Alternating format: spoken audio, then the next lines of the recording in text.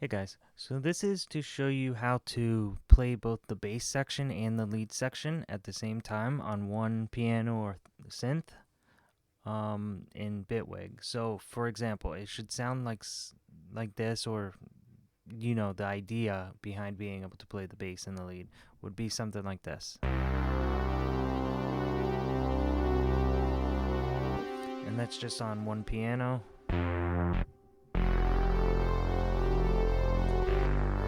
And that's the ARP and the bass. So I'm going to go over how to set that up in Bitwig.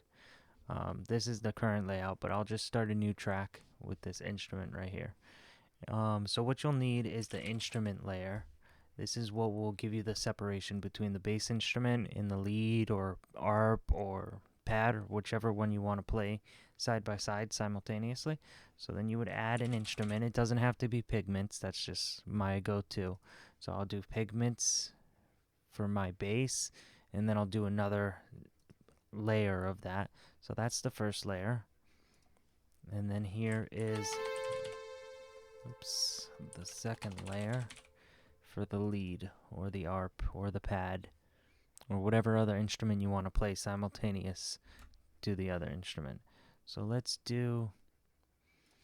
we'll name this one. Sorry for the flickering too. It's a Linux issue. So we'll do this one. Control R is to rename it. We'll name it bass, and then we'll name this one lead. Not sure if that's what it's going to be at the moment, but we'll just go with that. So for the bass, I'm going to use analog roundness, I believe it's called. Oops.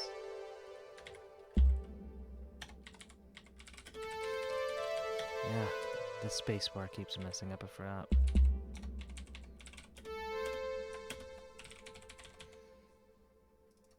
Okay, so there's the bass. Let's mute the other one for now. And so this has gliding to it. If you want, you can turn this off. Reduce the time, change it from legato to mono, and that will make it so that it doesn't have any glide now. So that's the one instrument, and if you go back to if I go back to this one to show you, there's also a note filter. This is the key. So this is what tells the Bitwig when to play layer 1 versus layer 2, instrument 1 versus instrument 2. So we go back over here, and for the bass, we add no filter. And then you'll want up to whichever note on your piano for the bass. You give it the range, and then you give the other one the range for the other instrument. I'll just demonstrate it. C3. Control clicking is how you select, by the way. So C0 to C3. So now, once I get past C3, it won't play the note. So I'll do that a little lower. I'll do C2. Or let's go with G2 maybe. Yeah, G2 is good. And then for the lead, let's pick out an instrument for that. Leads, we'll just do, I don't know. Unmute it. Sorry if that's a bit loud. Let's lower the volume.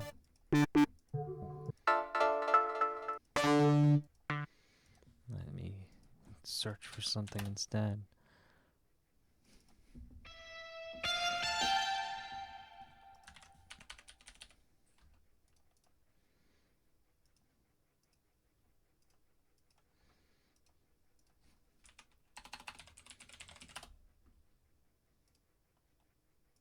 I don't know why it's filtering so hardly. Let's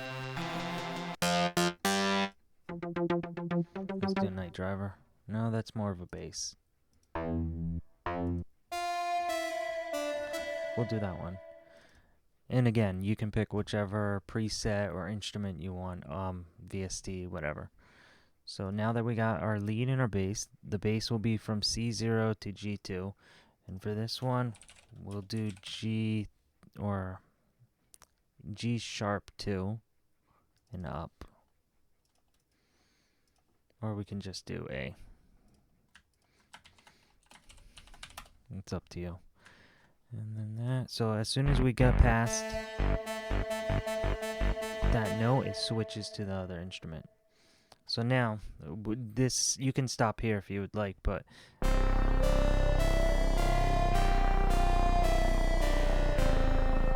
you can see, you can experiment with that. And if this bass is too low, you can also shift it. I forget what the instrument is.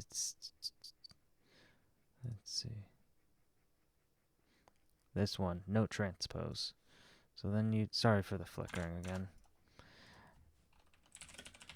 So you add the note transpose, and you can add it, make it go up an octave. So now it's not as low. And yeah, so that's basically it. And if you want to change the lead into an ARP, you can add an arpeggiator right there. And then if you just apply some music theory or just mess around with it, you can shift it up a couple notes. So if you want a whole step +2, a half step +1, and then you can judge it by that. Let's see what else is in this. So that. And then key filter is another good feature. I don't know why this is flickering so bad.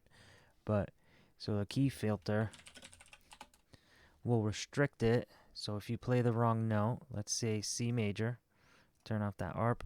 If I play a C, that's what it sounds like.